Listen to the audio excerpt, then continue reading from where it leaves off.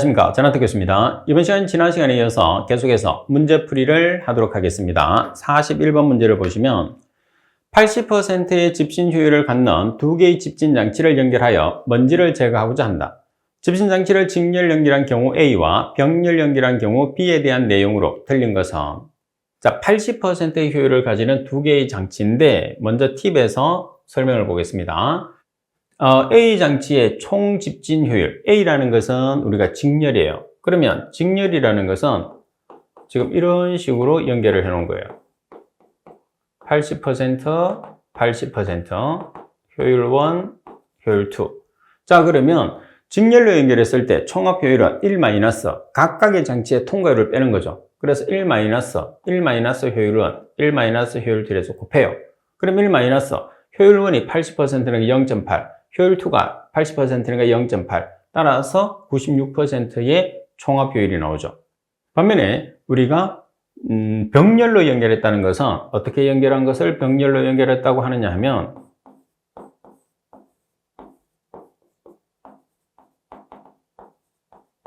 이게 병렬이에요. 그럼 이렇게 병렬로 연결했을 때는 어떻게 계산하느냐 하면 효율 1 플러스 효율 2 나누기 2로 계산하거든요. 그러면 효율 1이 80%, 효율 2가 80%, 나누기 1를 하면 80%가 돼요. 자, 이 내용을 기준으로 해서 여러분들 보겠습니다. 자, 답은 A 방식의 총 집진 효율은 94%다. 자, 지금 우리가 직렬로 연결했을 때는 96%였죠. 바로 답이 나왔어요. 다음에 A 방식은 높은 처리 효율을 얻기 위한, 직렬은 처리 효율을 높기 위해서, 그리고 답은 B 방식은 처리가스의 양이 많을 때 사용한다. 그래서 병렬은 처리가스의 양이 많을 때 사용합니다. 그리고 B 방식의 총 집진율은 단일 집진 장치와 동일하게 80%. 맞죠? 따라서 설명이 틀린 것은 가번. 그래서 팁에 있는 내용을 여러분들이 잘 숙지를 해서 답을 찾아야 됩니다. 그리고 42번. 물리적 합착과 화학적 합착에 대한 설명으로 틀린 것은, 자, 물리적 합착과 화학적 반드시 비교를 해야 돼. 반대니까. 그러면 화학적 합착은 단일청. 그러면 물리적 합착은 우리가 다청이죠, 다청. 단일청은 화학적. 그리고 다분자, 다청은 물리적. 그다음에 물리적 합착은 분자 간의 결합력이 강하고 합착 과정에서 발열량도 많다. 화학적인 합착은 분자 간의 결합력도 강하고 그리고 발열량도 높죠. 반면에 물리적 합착은 분자 간의 결합력이 약하고 발열량도 낮습니다. 그리고 답은 화학적 합착에서는 합착제를 재사용할 수 없지만 합착제가 촉매 역할을 한다. 반면에 물리적 합착제에서는 재생이 가능하죠. 다음에 물리적 합착은 가역적, 화학적 합착은 비가역적. 따라서 설명이 잘못된 것은 나번. 자, 그리고 43번 문제를 보겠습니다. 관성력 집진 장치에 대한 설명으로 틀린 것은, 자, 가번. 압력 손실은 3에서 70mm H2O 정도이고 굴뚝도는 배관에 적용될 때가 있다. 다음에 곡관형이나 루버형, 그리고 포켓형, 멀티버펄형 등은 반전식에 해당한다. 그래서 관성력 집진 장치는 직진형과 반전형 두 가지가 있습니다. 그죠? 그리고 답은 반전식의 경우에 방향 전환을 하는 가스의 곡률 반경이 작을수록 미세한 입자를 포집할 수 있다. 맞습니다. 그리고 함진가스의 방향 전환 각도가 크고가 아니고 작고, 그리고 방향 전환 횟수가 적을수록이 아니고 많을수록 압력 손실은 커지지만은 집진 효율은 증가한다. 이렇게 여러분들이 보시면 되겠죠. 그래서 어떤 장치든 입자들이 존재하거나 이동할 수 있는 공간을 최소화를 만들어줘야 돼요. 그래서 자기들끼리 부딪히게 만들어주는 게 효율을 증가시키는 방법 중에 하나다. 이렇게 보시면 됩니다. 따라서 라번이 정답. 자, 그리고 44번 문제를 보시게 되면 후드의 설치 및 흡입에 대한 내용으로 틀린 것은, 가번의 발생원의 최대한 근접시켜 흡입한다. 맞습니다. 답은 주발생원을 대상으로 국부적인 흡입 방식을 취한다. 답은 후드의 격우 면적을 넓게 한다. 후드의 격우 면적을 넓게 하게 되면 흡입 속도가 어떻게 되죠? 느려져요. 그러면 흡입 속도를 빠르게 해야지 포집이 많이 되니까 흡입 속도를 빠르게 하려면 후드의 격우 면적을 좁게 하는 게 중요하죠. 자, 그리고 답은 충분한 포착 속도를 유지한다. 따라서 설명이 잘못된 것은 답은. 그리고 45번 문제를 보시게 되면 표준형 평판 날개형보다 비교적 고속에서 가동되고 후향 날개형을 정밀하게 변형시킨 것으로서 원심력 송풍기 중에서 효율이 가장 좋아 대형 냉난방 공기조화장치, 산업용 공기청정장치 등에 주로 이용되며 에너지 절감 효과가 뛰어난 송풍기의 유형은, 자, 여기서 여러분들이 가장 핵심이 되는 것은 뭐냐면 대형 냉난방 공기조화장치는 비행기 날개형, 이렇게 기억을 하는 거예요. 두 개를 매치를 시켜서. 그래서 대형 냉난방 공기조화장치, 비행기 날개. 어차피 그 용어를 여러분들이 기억을 해서 답을 찾아내는 게 가장 핵심이니까. 그죠? 그래서 매치를 잘 시켜주셔야 됩니다. 자, 그리고 46번 문제를 보겠습니다. 중력식 집진장치의 집진율 향상 조건에 대한 설명으로 틀린 것은, 가번의 침강실 내에 처리가스의 속도가 작을수록 미립자가 포집된다는 소리는 효율이 증가한다는 소리겠죠. 그래서 처리가스의 속도가 작을수록 효율이 높습니다. 나번에 침강실 입구 폭이 클수록 유속이 느려지고 미세한 입자가 포집됩니다. 그래서 입구 폭이 클수록 유속이 느려지기 때문에 장치 안에 존재할 수 있는 시간이, 체류할 수 있는 시간이 길어지기 때문에 효율이 증가해요.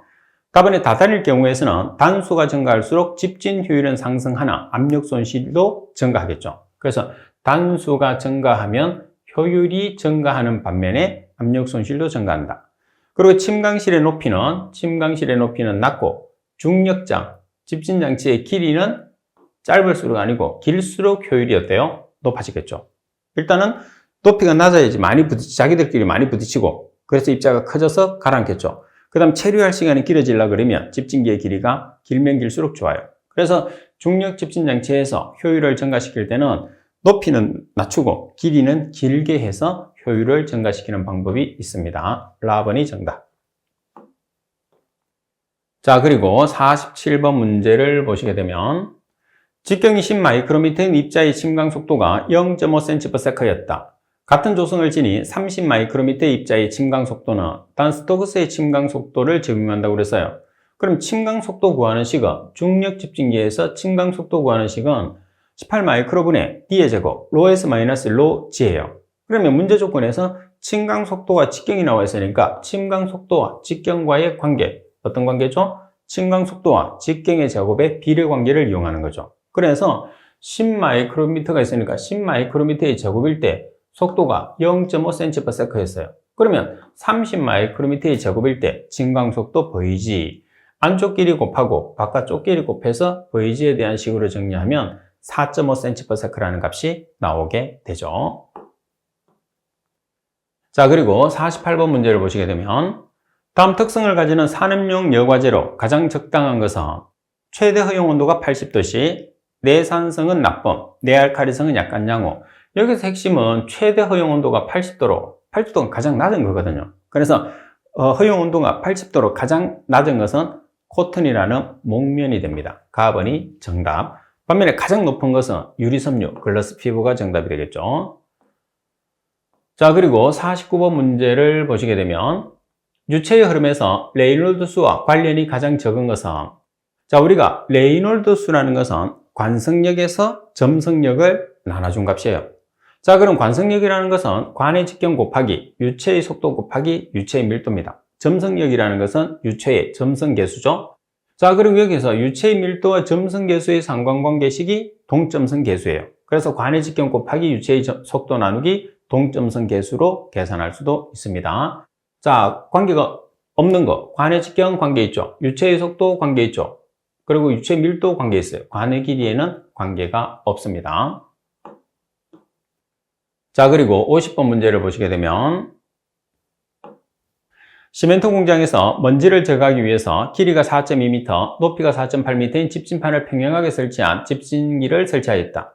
판의 간격은 23cm이며 평형판 사이로 농도가 11.4g/m의 삼성인 가스 68m의 삼성/mini를 처리한다면 집진 효율은 전기 집진 장치 내 입자 이동 속도는 0.058m/s다. 그러면 길이가 4.2m, 높이가 4.8m를 이용하면 뭐를 계산할 수 있어요? 면적 A를 계산할 수 있어요.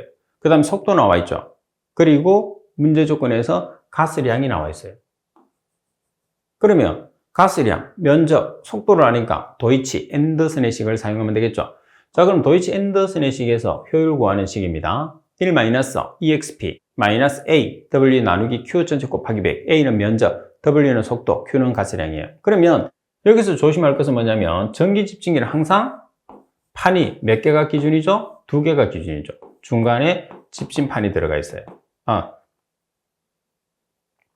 중간에 방전극이 들어가 있어요. 그래서 한 개의 지금 사이즈가 높이가 4.8m, 길이가 4.2m라는 거잖아요. 그래서 2개가 기본이기 때문에 여기 2가 들어가요. 이게 집진판의 개수입니다. 무조건 기본이에요. 집진판이 주어지지 않으면 2장이 들어가는 거죠. 그리고 4.2m 곱하기 4.8m. 속도가 지금 얼마냐 하면 속도가 0.058m/s 나누기 가스량 68m의 삼성포미니처. 속도가 세크니까 유량의 시간 단위를 세크로 고쳐주기 위해서 1분은 60초를 보정했어요. 따라서 계산하면 87.30%.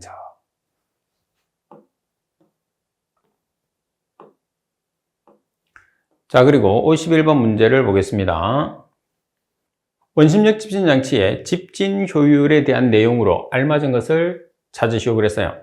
자, 가번 원통의 직경이 작을수록 집진 효율이 증가한다. 그래서 직경은 무조건 작으면 작을수록 효율이 증가합니다. 그다음에 입자의 밀도가 클수록 무거우니까 집진 효율이 어때요? 증가하죠. 밀도가 클수록 증가. 답은 더스트박스의 모양과 크기는 효율에 영향이 없다. 원심력 집진장치와 관성력 집진장치 같은 경우에서는 집진장치 아래쪽에 더스트박스를 설치해서 먼지를 포집을 해야 돼요. 그래서 모양과 크기가 아주 효율에 영향을 많이 미칩니다. 그리고 답은 가스의 유입 속도가 작을수록 집진 효율은 증가한다. 가스의 유입 속도가 작을수록 집진 효율은 감소해요. 그래서 원심력 같은 경우에서는 원심력의 적용을 받아야 되기 때문에 가스의 유입속도는 입구속도거든요. 입구속도가 커야 됩니다. 따라서 설명이 바르게 된 것은 갑은 하나밖에 없네요. 자, 그리고 52번 문제를 보겠습니다. 다음 송풍기로 가장 적합한 것은 같은 주 속도의 다른 팬보다 더 많은 풍압을 낼 수 있으며 10에서 80mm AQ의 압력에 적당하다. AQ는 H2하고 똑같습니다. 효율은 세 종류의 송풍기 중에서 가장 낮아서 약 40에서 70% 정도이고 제한된 장소나 저압에서 대풍량을 요하는 시설에 이용된다. 자, 여기서 여러분들 핵심은 저압에서 대풍량을 요하는 시설에 사용되는 장치, 이렇게 기억을 하는 거예요. 그 장치가 뭐냐면 날개가 여러 개가 있는 다익형 송풍기예요. 따라서 저압에서 대용량은 다익형 송풍기, 이렇게 매치를 시켜서 여러분들이 기억을 할 수 있도록 하십시오. 자, 그리고 53번 문제를 보겠습니다. 공기의 평균 분자량이 28.85일 때 공기 100Sm의 삼성의 질량은, 자, 여러분들이 지금 문제 조건에 보시게 되면 평균 분자량이 나와 있어요. 그죠? 그리고 최적이 나와 있거든요. 이럴 때 질량 kg을 계산하시오 그랬어요. 그러면 질량 kg 단위를 계산하기 위해서는 문제 조건에 이 두 가지를 이용을 해요. 그럼 지금 분자량이 28.85kg이란 말이에요. 그래서 공기 1kmol을 기준하게 되면 분자량 28.85kg, 그때의 최적은 22.4Sm의 삼성이거든요. 그러면 22.4Sm의 삼성, 여기에 지금 공기 100Sm의 삼성에 해당하는 질량은 이렇게 해서 계산을 해도 되죠. 딱 이렇게 계산을 해도 되고, 또 어떻게 계산을 해도 되느냐면 지금 문제 조건에서 100Sm의 삼성이 나왔어요. 공기 100Sm의 삼성. 얘를 없애고 kg으로 바꿔야 돼요. 그럼 얘를 없애려고 그러면 최적, 공기 최적은 22.4Sm의 삼성이죠. 분자량 28.85kg. 그래서 항상 1kmol을 기준하면 단위가 이렇게 해서 kg이 나오겠죠.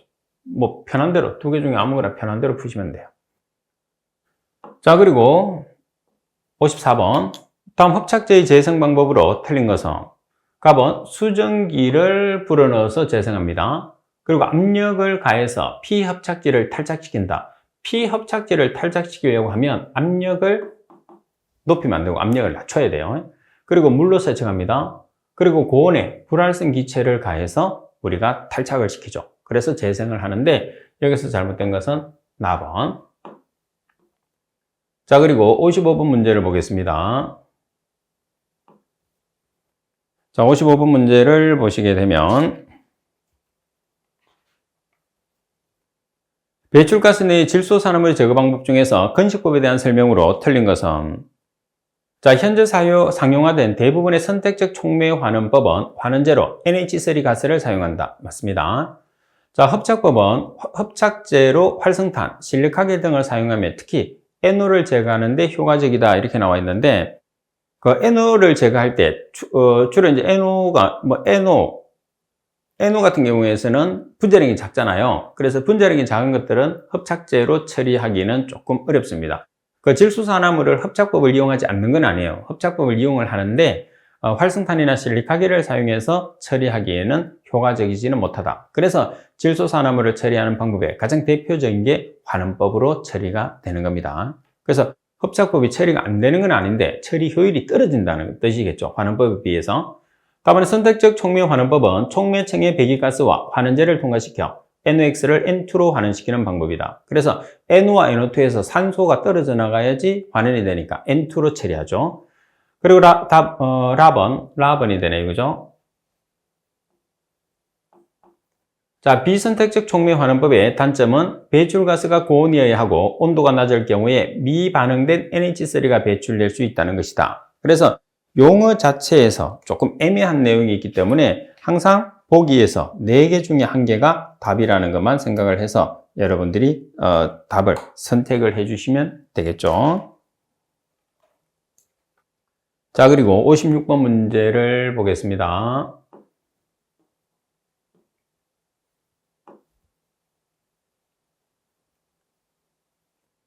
환기 및 후드에 대한 설명으로 틀린 것은 가본 폭이 넓은 오염원 탱크에서는 주로 밀고 당기는 방식의 환기 공정이 요구된다. 남은 후드는 일반적으로 개구 면적을 좁게 하여 흡입 속도를 크게 하고 필요시 에어커튼을 이용한다. 따라서 개구 면적을 좁게 해서 흡입 속도를 크게 해야지만이 처리가 잘 된다는 거죠. 그래서 에어커튼도 거의 대부분 설치하죠. 다음에 폭이 좁고 긴 직사각형의 슬롯 후드는 전기 도금 공정과 같은 상부 개방형 탱크에서 방출하는 유해 물질을 포집하는 데 효율적으로 이용된다. 자, 그리고 라번 청결형 후드는 포착형보다 유입 공기의 속도가 빠를 때 사용하며 주로 저온의 오염 공기를 배출하고 과잉 습도를 제거할 때 제한적이다. 자, 여기서 주로 여러분들 청결형 후드 같은 경우에서는 고온의 오염 공기를 처리했을 때 주로 사용한다. 이렇게 보시면 됩니다. 따라서 라번에 대한 설명이 정답. 자, 그리고 57번 문제를 보시겠습니다. 자, 57번 문제를 보면 직사각형 모양, 굴뚝의 모양이 직사각형으로 가로 세로가 각각 3m, 5m라고 하면 상당 직경은 자, 상당 직경은 계산하는 직경이라는 뜻입니다. 따라서 사각형이니까 사각형 이렇게 생겼어요. 가로와 세로가 있을 때 단면적 나누기 평균둘려. 단면적이라는 것은 가로 곱하기 세로. 평균둘려라는 것은 하나 A, B, A, B. A 플러스 B가 2개죠. 평균은 변의 개수로 나눠줘. 변이 몇 개? 4개. 그래서 2 곱하기 A 플러스 B에서 4로 나눠주는 거죠. 그래서 정리하면 A 플러스 B분의 2AB라는 상당 직경이 나왔어요. 그래서 A는 3m, B가 5m를 대입하게 되면 3.75m라는 상당 직경이 계산이 되는 거죠.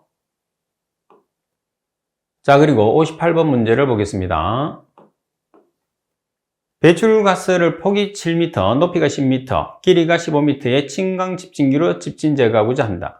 유입되는 배출가스의 속도가 4m의 삼성/s이고 해당 물질의 비중이 1.6이라면 이轻강 집진기가 집진할 수 있는 최소 제거의 경우 자, 공기 점도는 1.85 곱하기 10의 마이너스 5성 kg/m/s.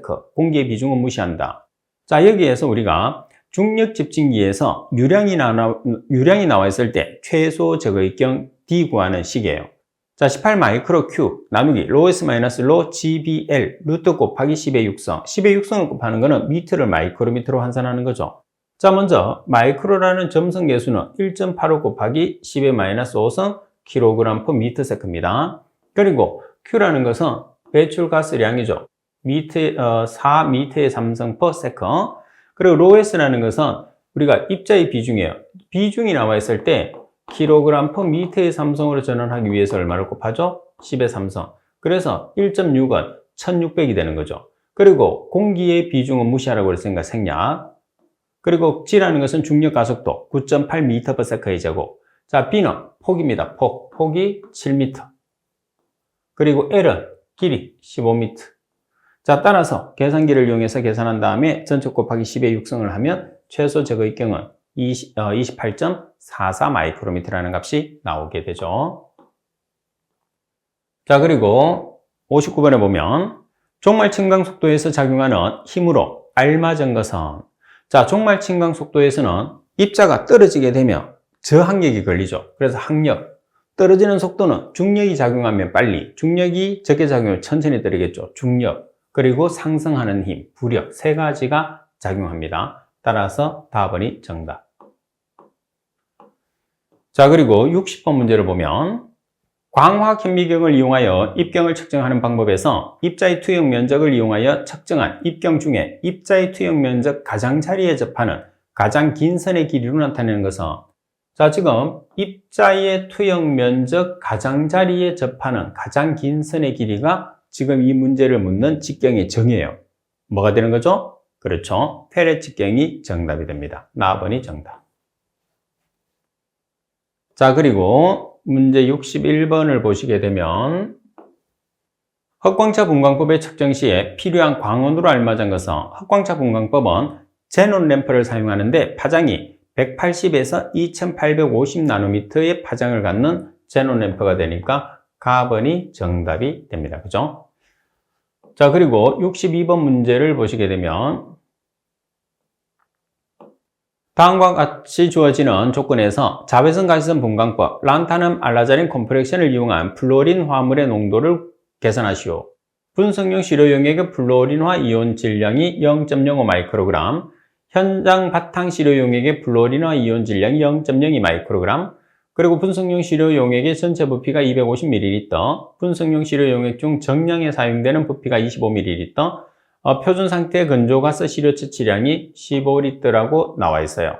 자, 여기에서 우리가 플루오린 화물의 농도를 계산을 해보면 플루오린화 이온의 질량 곱하기 시료 용액 전량 나누기 분치한 냉량 나누기 건조 시료 가스량 전체 곱하기 1000 곱하기 22.4 나누기 19로 나타내거든요.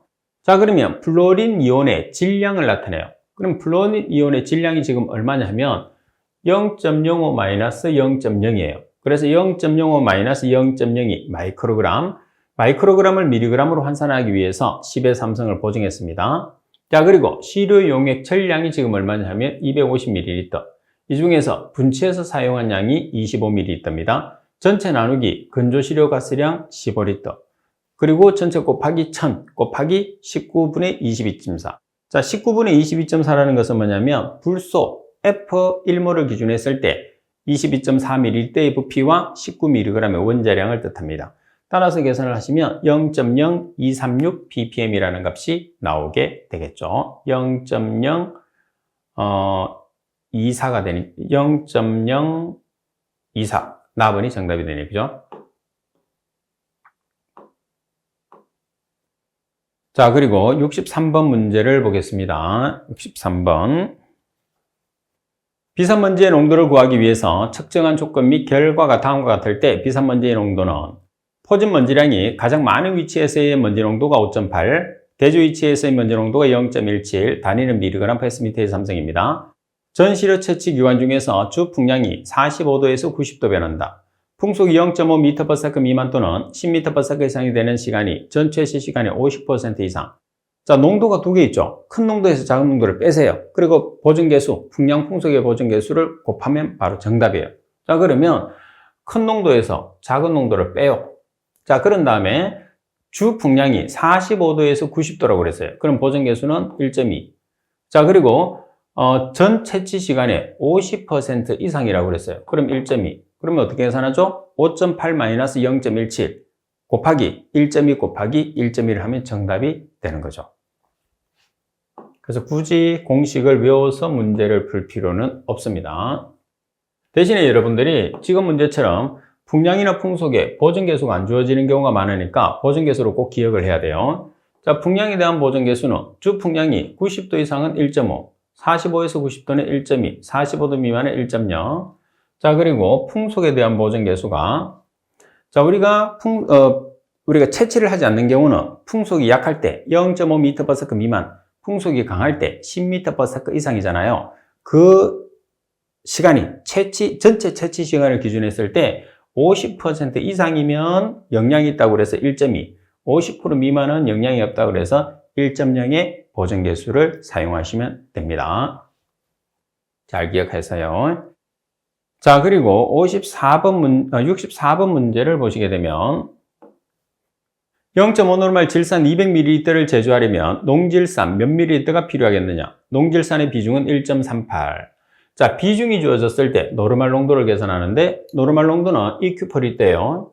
자, 비중 g/ml 단위를 도입해서 ml를 리터로 환산하기 위해서 10의 3승을 취해줍니다. 그리고 1당량에 해당하는 g수, 분자량 나누기 가수죠. 그리고 퍼센트를 없애기 위해서 100을 나눠줘요. 그러면 1.38 g/ml, ml를 리터로 바꾸기 위해서 10의 3승을 보정해 줬습니다.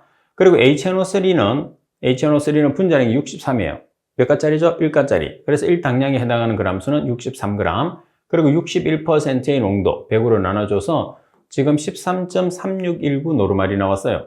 그럼 여러분들이 지금 우리가 계산하는 0.5노르말 질산 200ml를 제조하기 위해서 지금 주어지고 있는 농황산 얼마를 사용하느냐고 그랬어요. 그럼 적정식 쓰면 되겠죠. N1V1은 N2V2. 그래서 0.5노르말 곱하기 200ml는 우리가 계산한 농질산 13.3619 노르말 곱하기 V2. 따라서 V2, 농질산의 필요량은 7.48ml라는 값이 산출이 됩니다. 자, 그리고 65번 문제. 다음 중에서 자외선 가시성 분광법 4피리딘 카복실산 피라졸론법으로 분석하는 물질은 자, 여기서 지금 핵심은 4피리딘 카복실산 피라졸론법으로 분석할 수 있는 물질은 그 말이겠죠. 사이아나수소입니다.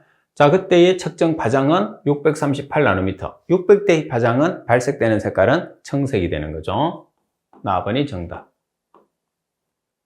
자, 그리고 66번 문제를 보겠습니다.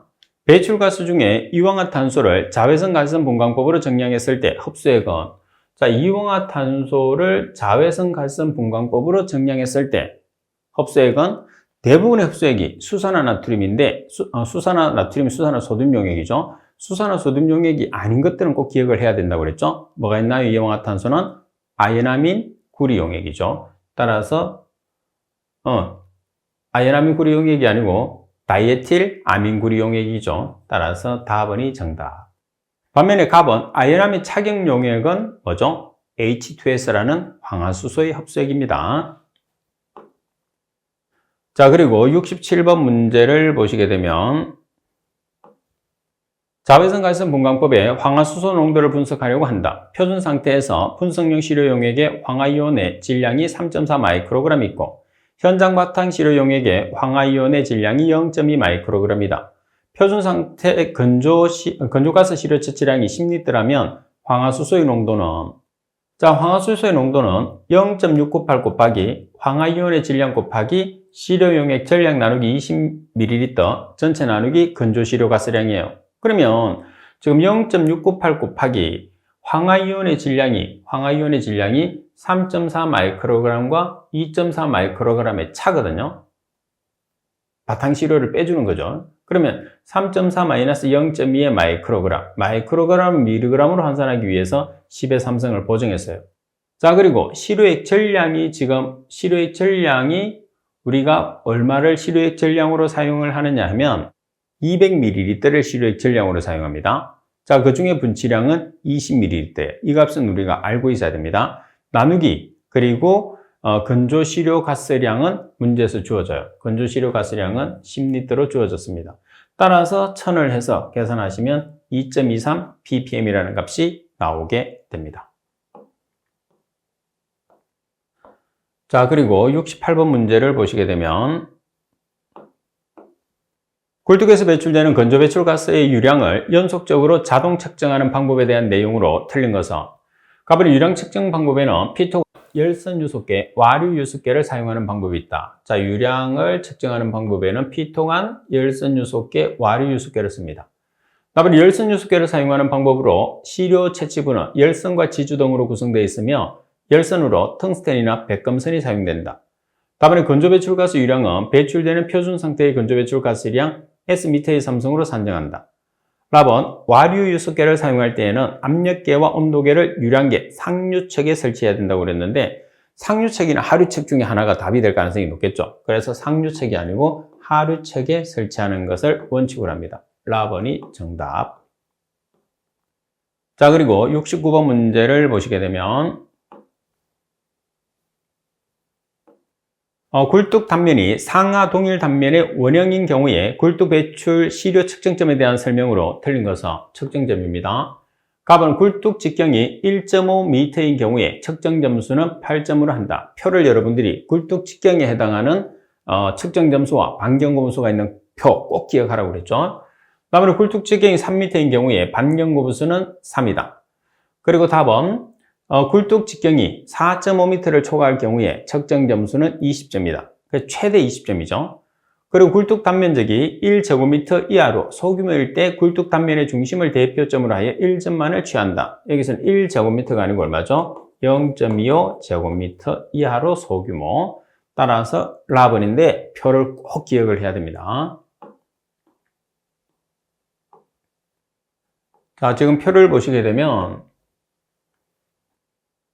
굴뚝 직경에 따라서 반경고분수와 측정점수가 있고 반경고분수는 몇 군데에서 측정하느냐, 측정점수는 반경고분수 한 개당 4번을 측정하게 되죠. 그래서 반경고분수 곱하기 4를 하게 되면 측정점수가 나오죠. 따라서 굴뚝 직경과 측정점수 반드시 숙지를 해 주셔야 됩니다. 자, 그리고 70번 문제를 보시게 되면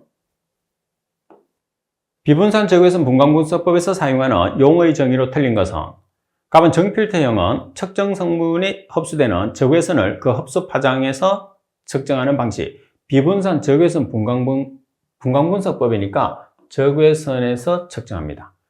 다음에 제로 드리프트는 측정치의 최저 눈금에 대한 지시치의 일정 기간 내의 변동, 최저 눈금, 최고 눈금은 스팬 드리프트. 다음에 비교가스는 시료셀에서 적외선 흡수를 측정하는 경우에 대조가스로 사용하는 것으로 적외선을 흡수하지 않아야 됩니다. 그러면 반복성이라고 하면 동일한 분석계를 사용하여 동일한 측정 대상을 동일한 방법과 조건으로 비교적 장시간이 아니고 단시간에 반복적으로 측정하는 경우로서 개개의 측정치가 일치하는 정도. 그래서 동일한 분석계, 동일한 측정 방법, 동일한 방법과 조건으로 단시간 꼭 기억을 해 놓으세요. 따라서 라번이 정답. 자, 그리고 71번 문제를 보겠습니다. 71번. 연료용 유리 중에서 황함유량을 측정하기 위한 분석 방법은 자, 황함유량을 우리가 측정하기 위해서 분석하는 방법은 몇 가지가 있나요? 2가지가 있죠.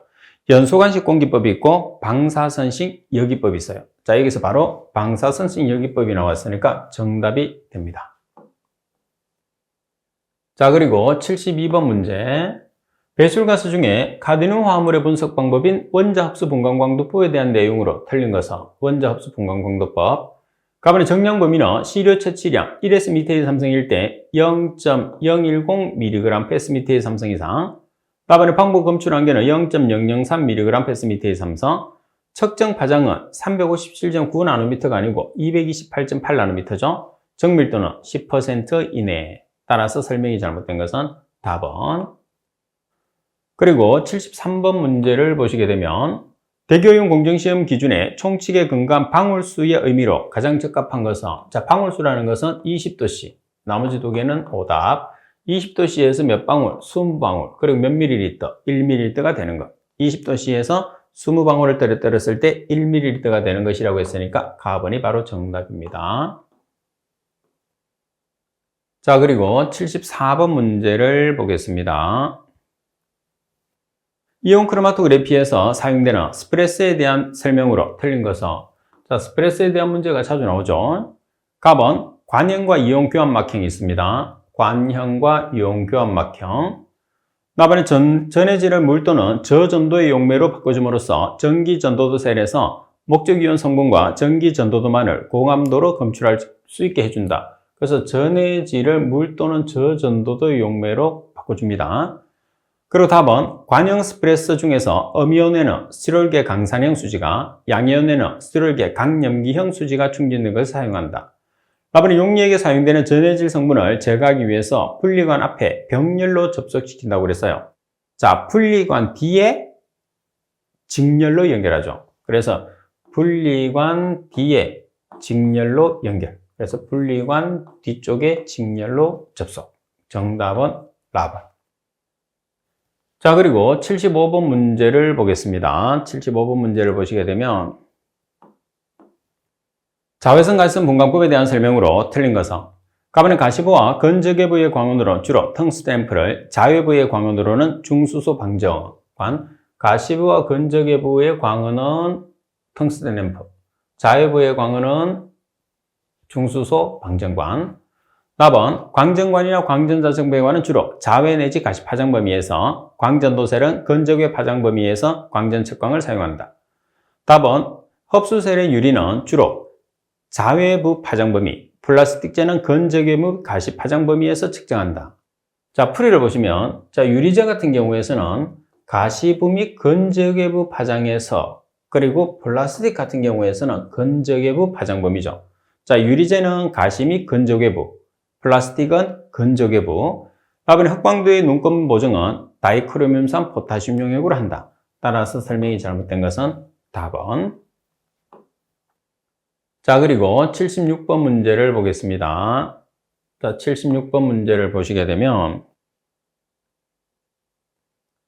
굴뚝 배출가스 중에 질소산화물을 연속적으로 자동 측정하는 데 사용되는 자외선 흡수 분석계의 구성에 대한 내용으로 틀린 것은, 자, 가번에 보면 광원은 중수소 방정관 또는 중압수원 등을 사용한다. 광원은 중수소 방정관 또는 중압수원. 다음에 시료셀은 시료가스가 연속적으로 흘러갈 수 있는 구조로 되어 있고 그 길이가 200에서 500mm이고 셀의 창은 자외선 및 가시광선 투과할 수 있는 재질이어야 한다. 길이는 200에서 500mm. 답은 광학 필터는 프리즘과 해절격자 분광기 등을 이용해서 자외선 또는 적외선 영역의 단색광을 넣는 데 사용한다. 자, 광학 필터를 풀이를 보겠습니다. 특정 파장 영역의 흡수나 다층 방막의 광학적 간섭을 이용해서 자외선 영역 또는 가시광선 영역에 일정한 폭을 갖는 빛을 넣는 데 사용을 하는 게 뭐예요? 광학 필터입니다. 자, 그리고 합산 정폭기는 신호를 정폭하는 기능과 일산화질소 측정 파장에서 아황산 가스의 간섭을 보정하는 기능을 있다. 따라서 설명이 틀린 것은 답은. 그리고 77번 기체 크로마토그래피에서 정량 분석 방법으로 틀린 것은, 자, 정량 분석에는 어떤 방법이 있죠? 절대 검정 곡선법, 그리고 넓이 백분율법, 보정 넓이 백분율법, 상대 검정 곡선법, 표준물 첨가법이 있어요. 따라서 해당 사항이 없는 것은 답은이죠. 자, 그리고 78번 문제를 보시면 환경 대기 중에 알데하이드를 DMPH 유도체를 형성해서 아세토나이트릴 용매로 추출하여 고성능 H 크로마토그래피법에 의해서 자외선 검출기로 분석할 때 측정 파장으로 적합한 것은, 자외선 검출기로 분석을 합니다. 그때 파장은 360나노미터가 되는 거죠. 가번이 정답. 자, 그리고 79번 문제를 보시게 되면 굴뚝연속 자동 측정기의 설치 방법으로 틀린 것은, 갑은 응축된 수증기가 존재하지 않는 곳에 설치한다. 나번 먼지와 가스성 물질을 모두 측정하는 경우에 측정 위치는 먼지를 따른다. 답은 수직 굴뚝에서 가스성 물질의 측정 위치는 굴뚝 하부 끝에서 위를 향해서 굴뚝 내경의 2분의 1배 이상 되는 지점으로 한다.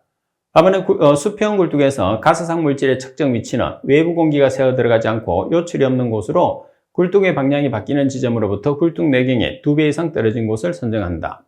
자, 내용을 한번 보겠습니다. 풀이를 보시게 되면 수직 굴뚝에서 가스상 물질의 측정 위치는 자, 굴뚝 하부 끝으로부터 위를 향해서 굴뚝 내경의 8배 이상 되는 지점, 반면에 상부 끝에서 아래를 향해서 굴뚝 내경의 2배 이상이 되는 지점을 우리가 선정을 해야 된다는 거죠.